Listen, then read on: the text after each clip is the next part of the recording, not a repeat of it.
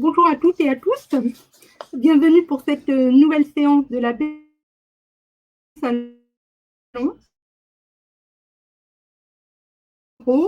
Je travaille à la Bibliothèque nationale de France, au département littérature et art, au Centre national de littérature pour la jeunesse, où je m'occupe en particulier des collections sur le conte et je mène des recherches sur l'illustration des contes. Comme mes collègues, aujourd'hui, je vais vous présenter un document qui me tient à cœur et qui est au cœur de mes recherches d'ailleurs. Il s'agit d'une édition extraordinaire des contes de Perrault. Vous pouvez la découvrir via le lien qui se trouve dans la description de la vidéo. Cette édition est conservée au département de la réserve. Vous trouverez également sous la vidéo un lien directement vers une des illustrations que nous regarderons ensemble tout à l'heure. Donc nous sommes ensemble pour une trentaine de minutes. Excusez-moi par avance si des problèmes techniques venaient à survenir. Donc voilà, je ferai, sinon vous avez la possibilité de poser des questions et j'en prendrai connaissance à la fin de cette présentation et je ferai au mieux pour y répondre. Donc voilà, nous allons découvrir ensemble aujourd'hui une édition extraordinaire des contes de Perrault. Alors, donc la voici. Alors, pourquoi est-elle extraordinaire? Alors déjà, un petit peu son histoire. Donc, le livre paraît en 1861, à la fin de l'année 1861, chez l'éditeur Hetzel. Il rencontre très vite un très grand succès, puisque en quelques jours, quelques centaines d'exemplaires sont vendus. Donc, pourquoi ce succès et comment peut-on l'expliquer? Alors, en fait, c'est une édition qui ne ressemble en rien à toutes les autres éditions, soit existantes, soit qui l'ont précédée. C'est vrai que c'est un petit peu difficile de s'en rendre compte comme ça, mais en fait, c'est une édition qui est en très grand format. Alors, qu'est-ce qui explique ce très grand format? En fait, c'est un format qui est choisi par l'illustrateur, donc Gustave Doré. Et donc, alors pour vous donner une idée de la grandeur de cet ouvrage, en principe, depuis la première édition des contes de Perrault, donc 17e, c'est des formats poche ou correspondent aujourd'hui au format poche ou au format roman. Et donc celui-ci mesure une quarantaine de centimètres de hauteur. C'est un format in-folio. Et pour vous donner une idée de ce que ça représente, on a vraiment besoin des deux bras pour le porter, hein, il est lourd. Alors, donc comment en arrive-t-on à un tel format monumental, hein, pour un livre? Donc, comme je vous le disais, c'est un format qui est choisi par l'artiste Gustave Doré. Gustave Doré, il a commencé comme illustrateur comique, hein, dans la presse, et donc vers 1854-55, il commence à illustrer des œuvres littéraires. Donc les œuvres de Rabelais en 54, les œuvres les contes drôlatiques de Balzac en 1855. Et donc, il les illustre avec une profusion de vignettes, hein, ce sont des ouvrages de petit format. Il rencontre un certain succès et donc il acquiert aussi une certaine renommée. Et à partir de là, son ambition s'affirme. Il choisit, donc il établit un plan de carrière. Il fait le projet donc d'illustrer en très grand format les grandes œuvres de la littérature occidentale. Et donc, il veut vraiment promouvoir son art, justement, en illustrant les grands auteurs de la littérature occidentale, donc une collection grand format qui, évidemment, met en valeur son travail. Donc là, on est à cette époque-là, donc vers 1855. Donc, il en dresse une liste et les contes de Perrault en font partie et sont même en bonne place. À partir de là, il prend contact avec des éditeurs importants, et vers 1860, il contacte Hetzel. Hetzel, il est connu aujourd'hui pour avoir été l'éditeur de Jules Verne, mais il a aussi publié les ouvrages de George Sand ou encore de Victor Hugo. Donc c'est un éditeur important à son époque. Et donc Hetzel se montre intéressé par la proposition de Doré.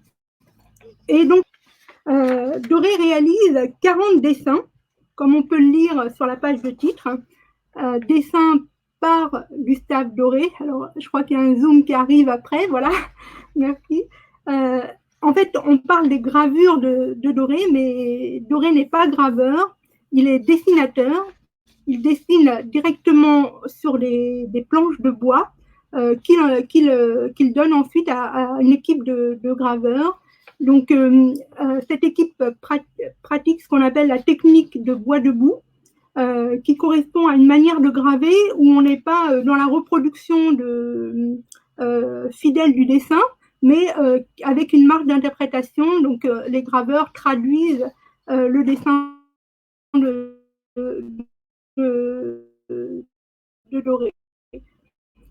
Et donc, il y a vraiment, par ce travail d'interprétation, il y a vraiment une collaboration artistique entre Doré. Et donc, cette technique de gravure permet une palette infinie de tons, de nuances de gris, et surtout une finesse de détail.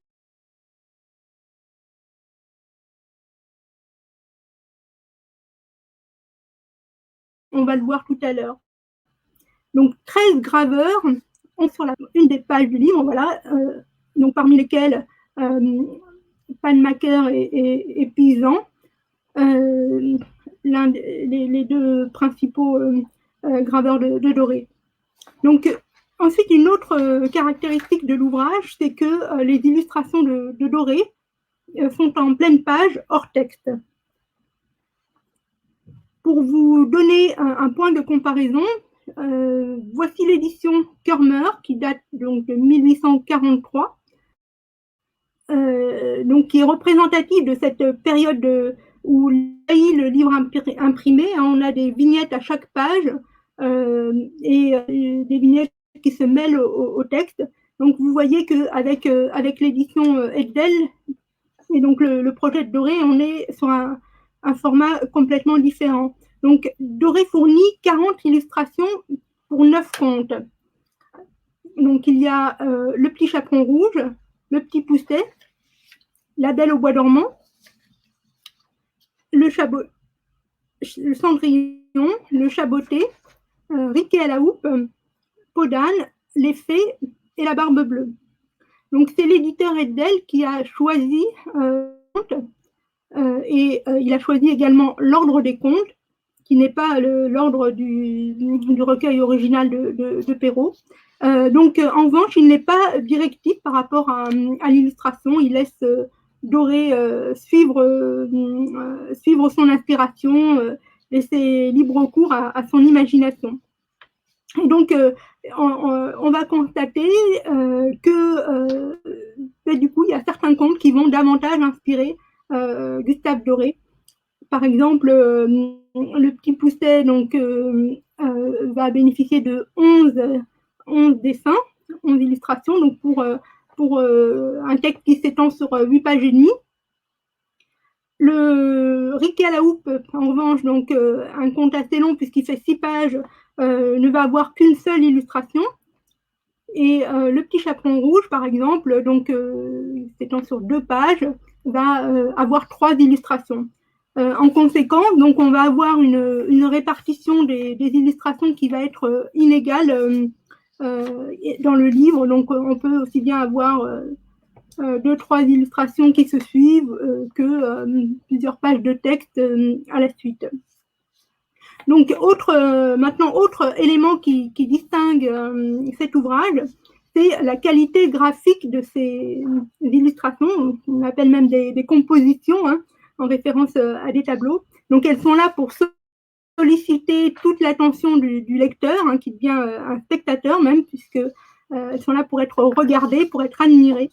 Et donc, je vous propose d'en découvrir une en particulier, donc une illustration de La Belle au bois dormant, donc en sachant que par l'illustration,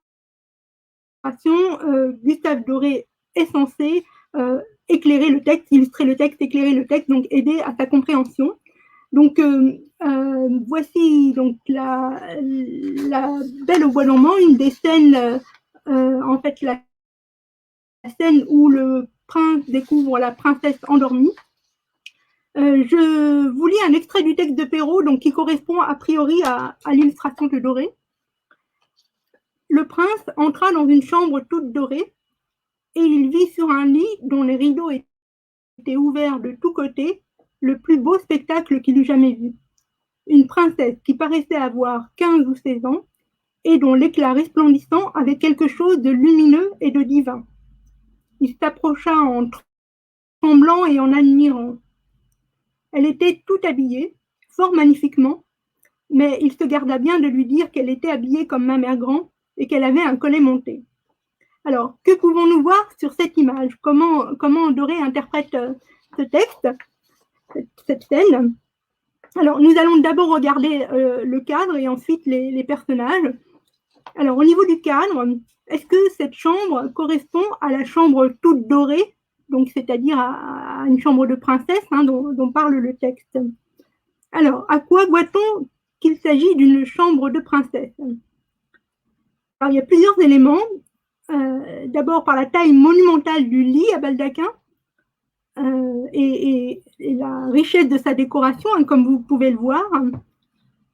Autre élément, la taille monumentale, là encore, de la cheminée, du manteau de la cheminée aussi, qui est très décoré, là aussi.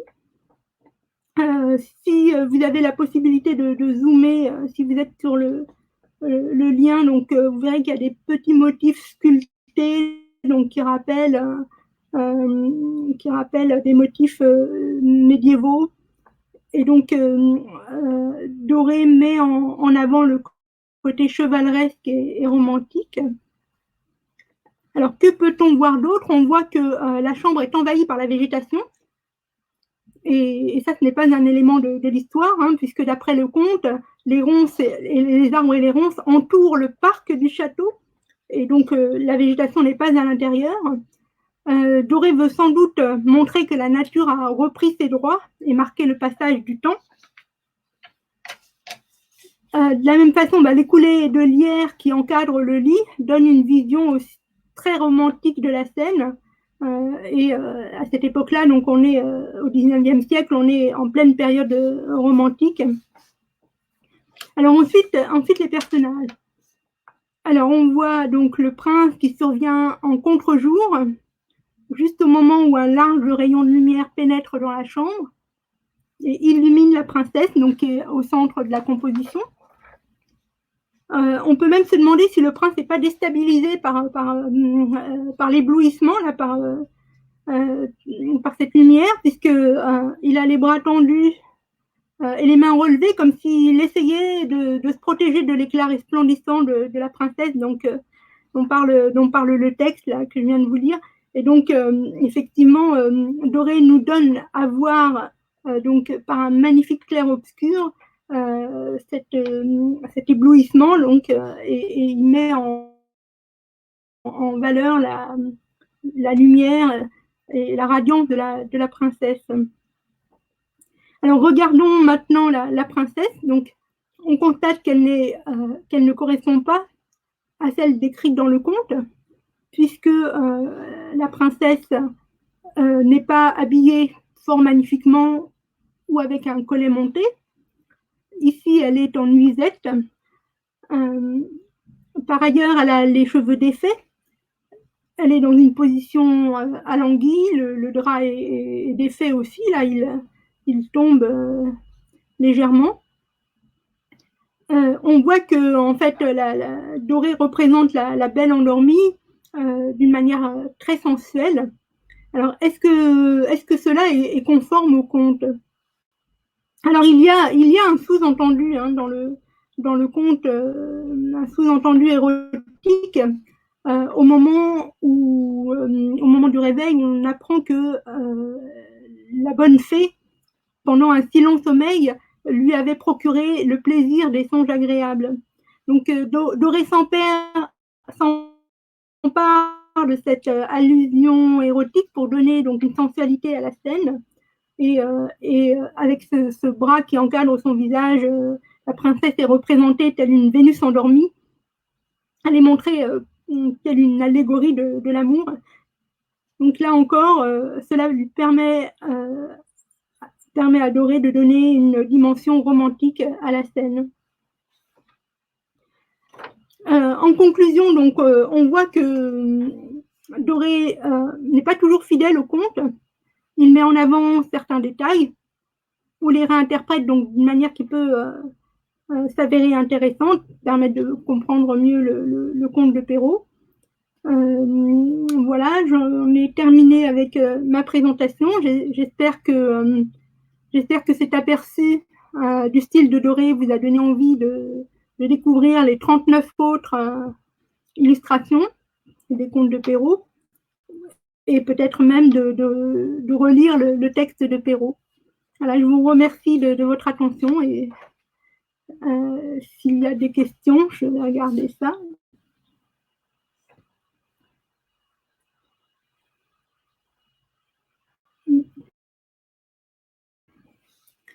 Bon, a priori, il n'y a pas de questions. Pour information, donc, la BNF, le département des estampes, conserve les premiers tirages des contes de Perrault.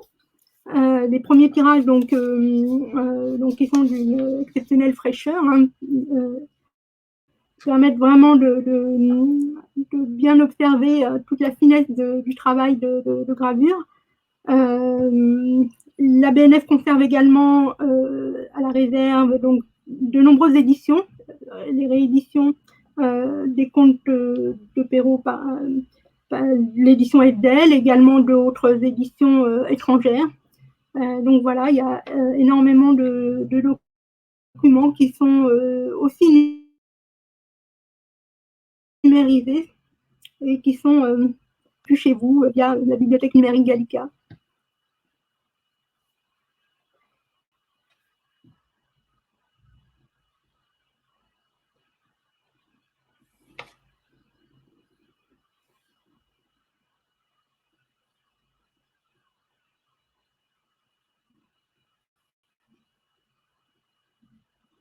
Alors,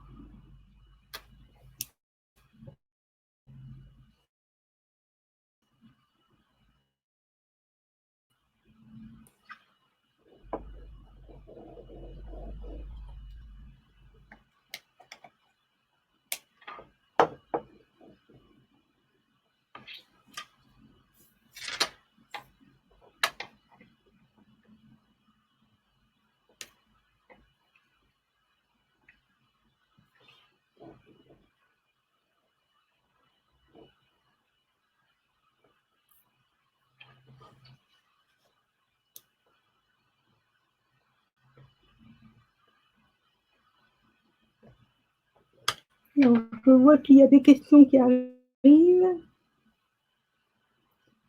Le texte cité par vous ne correspond pas à d'autres versions de Perrault. Alors, en fait, le texte que j'ai lu est un extrait de l'édition originale de Perrault. Voilà, son style a-t-il évolué avec l'enfer de Dante, la Bible et autres. Alors, en fait, l'enfer, il travaille sur l'enfer quasiment en même temps que les contes de Perrault. En fait, donc il a déjà une grande expérience derrière lui quand il s'attaque à ce projet d'illustrer les grandes œuvres littéraires. Et donc, on retrouve en fait des procédés qu'il a déjà mis en place au préalable. Et pour avoir cette productivité-là, effectivement, tout est déjà, toutes les conditions sont déjà réunies au niveau stylistique, en tout cas, pour permettre de telles œuvres. Alors, est-ce que ce sont des alors par rapport au texte, la même question par rapport au texte, en fait, dans l'édition Hebdel, effectivement, c'est, l'éditeur, donc Pierre-Jules Hebdel a retouché le texte, de Perrault. La version de Podane qui est, donnée aussi n'est pas celle de Perrault, c'est une version en prose, qui est apocryphe, et qui est une réécriture du 18e et donc qui n'est pas du tout le texte original de Perrault qui est en vers. Voilà. Est-ce qu'il y a d'autres questions? Alors.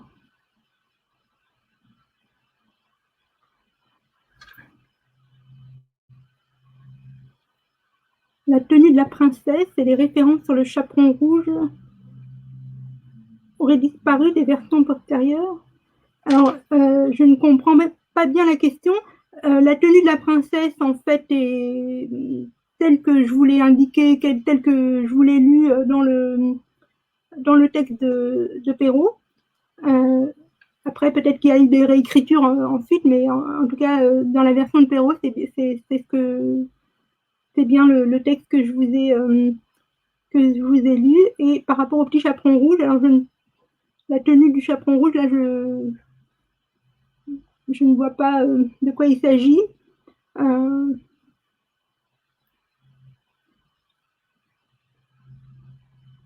voilà. Est-ce qu'il y a d'autres questions?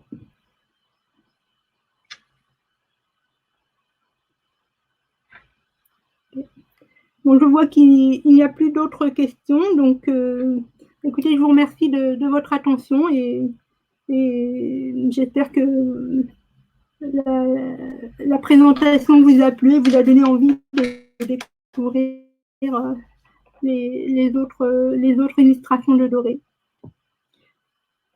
Vous pouvez, je précise aussi donc les contes de Perrault illustrés par Doré donc sont le thème de mes recherches, des recherches que je mène en collaboration avec Pierre-Emmanuel Mogg. Vous pouvez suivre notre actualité sur un carnet de recherche donc qui est sur hypothèse.org. Voilà, merci.